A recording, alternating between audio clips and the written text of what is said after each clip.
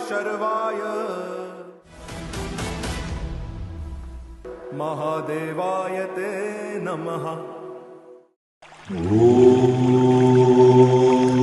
नमः शिवाय।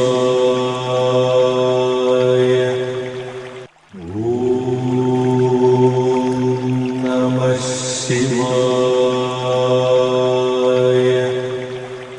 प्रिय भक्तजनों, मिस्ट्री ऑफ धर्मा में आपका स्वागत है। आज हम बात करेंगे पितृपक्ष और गया जी मंदिर के महत्व की।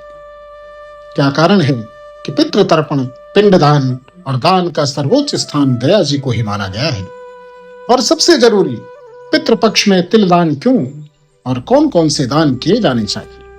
आइए जानते हैं शास्त्र और पुराणों के आधार पर पितृपक्ष का महत्व। सनातन धर्म में पितृपक्ष को विशेष काल माना गया है। इन 16 दिनों में पितरों की आत्माएं अपने वंशजों से तर्पण और श्राद्ध की अपेक्षा लेकर आती है। पितृ ऋण चुकाने का यह सबसे उत्तम समय है। महाभारत, गरुड़ पुराण और पद्म पुराण में वर्णित है, पितर तृप्त हुए तो देवता भी प्रसन्न होते, इसीलिए इसे पितृ तृप्ति का पर्व कहा गया है।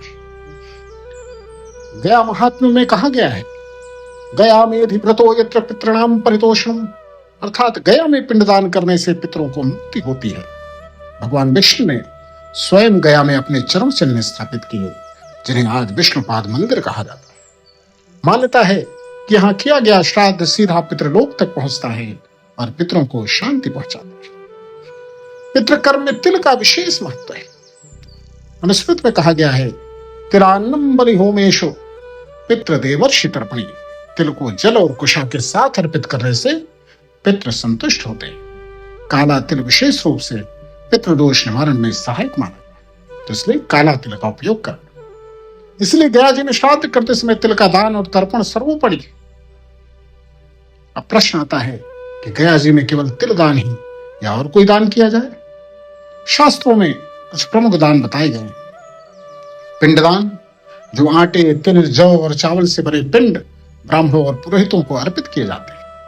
यही पिंड पितरों तक पहुंचते हैं, ऐसी मान्यता है, और पितरों को तृप्त करते हैं। दूसरा, अन्नदान। गया महात्म्य के अनुसार ब्राह्मणों और गरीबों को भोजन कराना पितरों को अमृत अर्पित करने के समान है। वस्त्रदान, धोती, साड़ी, ऊनी वस्त्र दान करना, जिससे पितरों को शीत और तपन से मुक्ति मिलती है। गोदान, गाय का दान तो सर्वोत्तम है। आजकल प्रतीकात्मक गोदान भी प्रचलित है। स्वर्ण और दक्षिणा, अपनी क्षमता के अनुसार सोना, दक्षिणा, अन्य द्रव्य जैसे आपकी क्षमता है, द्रव्य देना पुण्यकारी है। जलदान, कलश, नारियल, फल और जल अर्पित करना भी विशेष पुण्य है।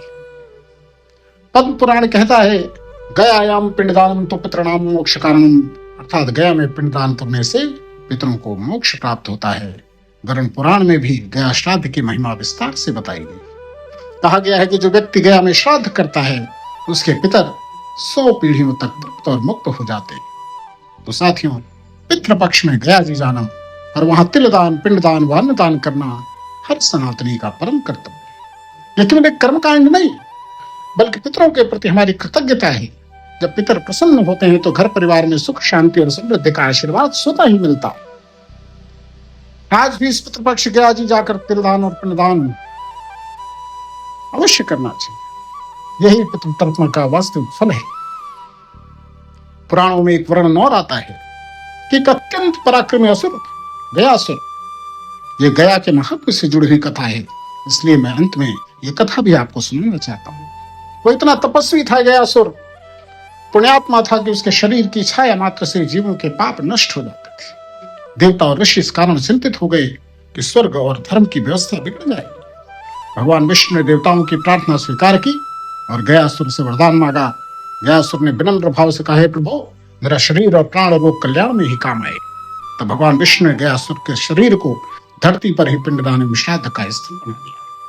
कहा जाता है कि गयासुर का शरीर ही आज का गया क्षेत्र है, जहां पिंडदान करने से पितरों की आत्मा तृप्त होती है और मोक्ष प्राप्त करती है। यहाँ पर विष्णु जी का पद चिन्ह है, जिससे उन्होंने गयासुर को मोक्ष दान दिया था। मोक्ष, उसे मुक्ति का रास्ता दिखाया था। भाद्रपद पूर्णिमा से लेकर आश्विन अमावस्या तक लगभग 16 दिन इसे महालय या श्राद्ध पक्ष कहते हैं। इन दिनों में अपने पितरों के लिए तर्पण, पिंडदान और श्राद्ध करना चाहिए। भक्तजन, पितरों को मोक्ष और तृप्ति मिले, वंशजों को जीवन में सुख, समृद्धि और मार्गदर्शन प्राप्त होता रहे, पूर्वजों के प्रति कृतज्ञता और स्मरण की यही अनूठी परंपरा है। हर हर महादेव। ओम पितृदेवो भव। हमारी धार्मिक यात्रा से जुड़े रहने के लिए हमारे चैनल को जरूर सब्सक्राइब करें और बेल आइकन दबाना न भूलें। लाइक और शेयर जरूर करें। ओम नमः शिवाय।